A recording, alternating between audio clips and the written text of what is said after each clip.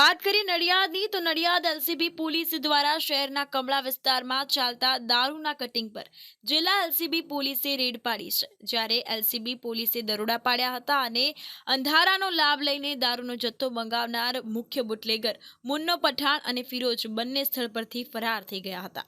જેઓને ઝડપી પાડવા માટે પોલીસે કવાયત હાથ ધરી હતી। તો પોલીસે સ્થળ પરથી ₹7.50 લાખની કિંમતનો દારૂ જથ્થો જપ્ત કર્યો છે। જ્યારે કન્ટેનર ભરેલ લાખોનો સામાન અન્ય એક પિકઅપ ડાલુ સહિત ₹22.50 લાખનો મુદ્દામાલ ઝડપી પાડવામાં આવ્યો હતો। પોલીસે સમગ્ર ઘટનામાં ખેડા અને આણંદ જિલ્લાના કુલ 17 બુટલેગરો વિરુદ્ધ ફરિયાદ નોંધી છે।